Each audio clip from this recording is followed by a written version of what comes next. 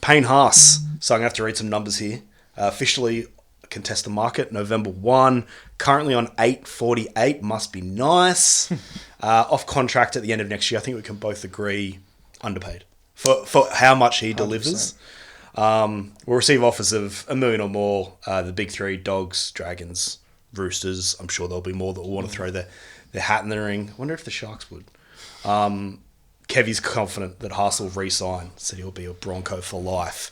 So I was thinking, you wrote a yarn about 2 weeks ago, possibly more, about where he ranks in the top 10 props. Let's just bang through them and see where he fits. Number 10, Josh Papali, 800,000. Better than? Yeah, he's better than Josh Papali at this stage of the game anyway. Yeah. Then you got Payne. David Clemmer at 850. He's offering more than Dave Clemmer, but he's had a good year. Clemmer's had a great year. Yeah, statistically, should have probably been in the Origin team, but I'm not a selector, so. Nas also at 850. Payne is better than Nas and deserves to be on a bit more, but he's having a really good year for Melbourne too. Probably doesn't make that much per square centimetre. He's a huge human. He's massive, eh? Have you ever seen him in the wild? I don't think I have. No. He's the kind of work you do, like everyone's taller than me, but you look up to him and he's just big and wide and thick. And like, Jesus. Playing on the edge at the moment as well, running against halfbacks. That should be illegal. So you'd have Payne over Nas? Yeah. Yeah. Tino, 900. That's unders for Tino, but I still think Payne is... I'd have him ahead of Tino at the moment. I think we've had this conversation before. Would you take Tino or would you take David Fafita? Tino. Yeah. Well, it depends what club you are.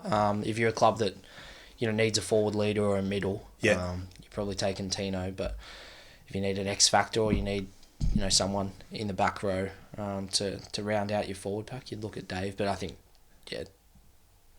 I think most clubs would probably go Tino ahead of Dave Fafita at the moment. I do feel bad when David Fafita's running at edges, like maybe like a 5'8" or even a decent sized centre. You're like, that's not fair. You're the size of a house. All right, so we're into the top 5. Payne Haas, 848. Jake Trbojevic, 950. That's massive overs for Jake Trbojevic. At the time, possibly not. Possibly not, but I think they've had to come to the table with a big deal to keep Tommy happy. So I would be taking Payne Haas over Jake any day of the week. We've got a few more on 950. Tarpanay and Junior Paulo. Yeah, Payne's ahead of both of them. Joe Tarpanay was probably prop of the year last year. Maybe hasn't been as impressive this year, but he's still right up there. But yeah, Payne over both of those guys for me. And then finally, James Fisher-Harris and Adam Fanua. Blake, I really like James Fisher-Harris, but you like Haas more than both. Yeah. Payne Haas, in my opinion, is not only is he the best front row in the game, I think he's the best forward period in the game. For what he brings for 60, 65 minutes week in, week out for Brisbane, 23 years of age, up right near the top for post-contact meters, offloads, tackle breaks in terms of front rowers. There aren't too many that do what Payne does week to week. So for me, he's 848,000 for Payne Haas. When you look at some of the other guys on this list, it's huge unders. He obviously signed that contract a little while ago, so he's due for a big upgrade, which is why he is testing the open market. But Adam Fanua-Blake is top of the props in terms of money at the moment. And to be honest, if you look at it, he's on just over $1 million.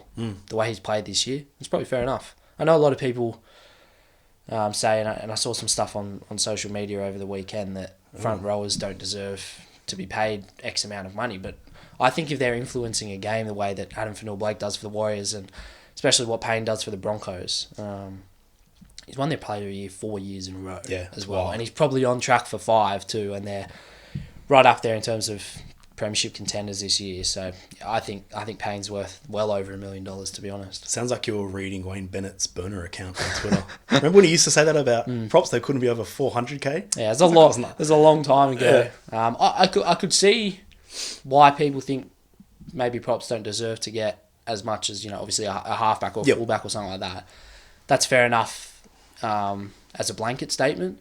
But when you look at someone like Payne Haas, he's an anomaly, and he plays bigger minutes than pretty much any other prop in the NRL. And for what for what his output is over the 60 to 65 minutes, or sometimes more, that he plays each week for the Broncos, yeah, he's one of a kind. So two-parter, real or ridiculous? Payne Haas worth $1 million dues. 100% more, to be honest. If I was a club that needed a front rower and I had cap space, I'd pay him pretty much close to what guys like Cleary and Kalen Ponga are on. So yeah, well over $1 million for me. And he'll be the highest paid prop in the game. 100%. There's no way he comes out of this latest contract saga not earning more than Fanua Blake and Fisher Harris. That's fair.